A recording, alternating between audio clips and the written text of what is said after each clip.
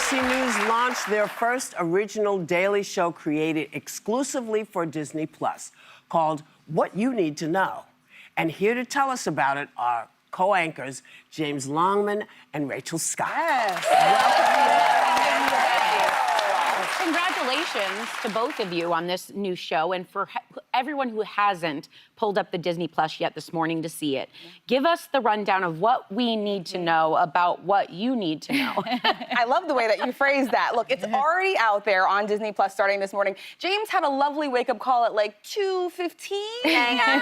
2:15 in the morning. I was up in this building by 2:45. Wow. Yeah, to give you guys the latest headlines. So really what this is, 10 minutes and under, you give us 10 minutes, we're gonna tell you what you need to know. We're talking about the top headlines. You're still gonna see all the context and analysis that you normally see on ABC News, but we're gonna give you that and a smaller version, bite size, and James and I will both be hosting it. Yeah. That's so cool. So is it just serious stuff or also some light stuff? Oh, we got some light There's stuff some too. light stuff. Oh yeah, Okay. we're not leaving the Coldplay concert. We had the Coldplay cam. We had that this morning, Coldplay cam. I mean, we could not Come do on, that. you need that. Yeah. Now, Rachel, you obviously cover all the ins and outs of the White House and Capitol Hill, but James, we're used to seeing you covering things all over the world, stories all around the world, from outside the Royal Palace to being on the scene at last month's tragic Air India crash site. Will you both be taking this new show on the road too? Yeah, that's the whole point, right? So I'm only here in New York to be with Rachel, to tell you all about it, but usually I won't be here. I won't, thank God, be able to have to get up at 2 o'clock in the morning.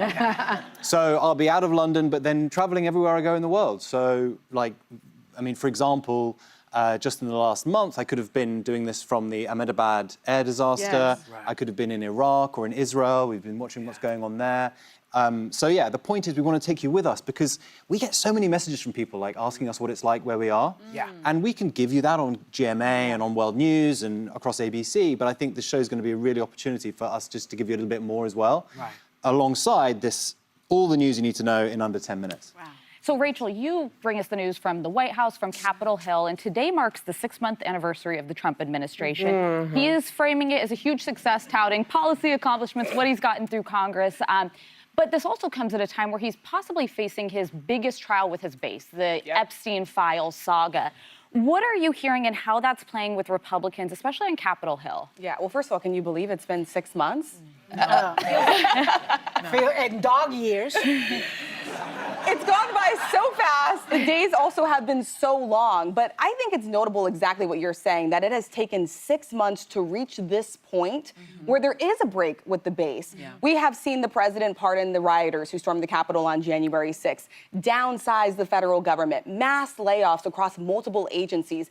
And I run the halls of Capitol Hill as well. I talk to Republicans all the time. For the most part, the Republican Party has really stood by the president up until this moment. Now you have Republicans, you have members of his base, his supporters. They're outraged. They're calling for more transparency.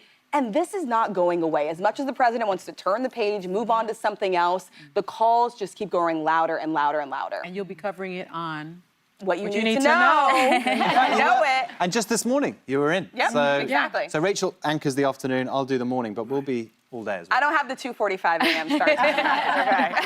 I tell you, sometimes I wonder, what is she thinking when she is having to tell you what's going on? And she will never tell you. We'll never tell you, And especially not here on The View.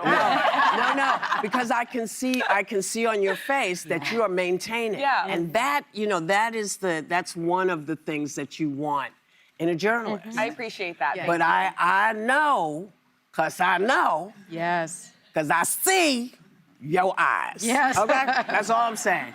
Now, James, you spent several weeks in Rome covering the papal conclave back in May, and you had a chance to meet Pope Leo. What was that like? What was your feel for him? Because I also know you met Francis. Yes, so I was raised Catholic, and when Francis died, I took a real moment to wonder what his death would mean for my life. I'm a gay man, and as a Catholic, that can be quite difficult. Yeah. When Francis died, I really thought, actually, we've lost someone here who might have done amazing things for gay people, and what will the next guy do?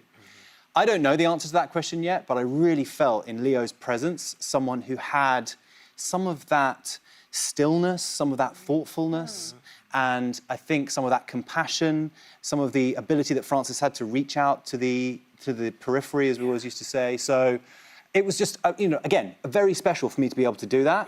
In this show, that's the kind of experience I will be able to bring to the show. But Leo has all of Francis's wonderful qualities, but he's a lot calmer as a person, less unpredictable. Well, he's one of the people that Francis brought in.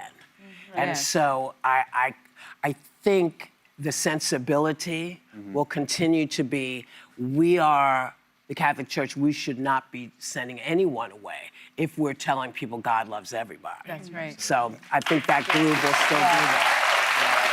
Well, another thing that Francis loved animals, was all of these things. And you just got a miniature schnauzer, Nigel. Nigel, there he And is. so tell us, so you and your husband Alex became dog dads. We did. How is it adding Nigel into the mix of your hard already being a very dog hectic dad. life? It's hard being a dog dad when you might as well be chopped liver, or you wish you were chopped liver, because this dog only loves Alex. Oh, no. I mean, when I'm around and I'm on my own, Yeah. Nigel is obsessed with me. When Alex comes into the room, I might as well not exist. You gotta give him treats all the time. No, because you see, we've got a dog psychologist. I mean, It's please. important. She's a trainer. She's a trainer. I don't know what anyway, she said, Hashtag first word. right? She said, you can't be the person to constantly give toys. Apparently, when the dog comes to you with a toy, that's his effort to try to control you.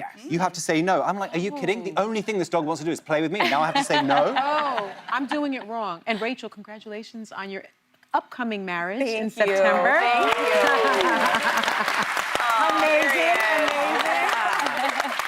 Just around the corner. And the best part is, between this, I've been asking for wedding advice too. So any tips, send them to me, you know. You don't want mine. You'll be fine. You'll be fine.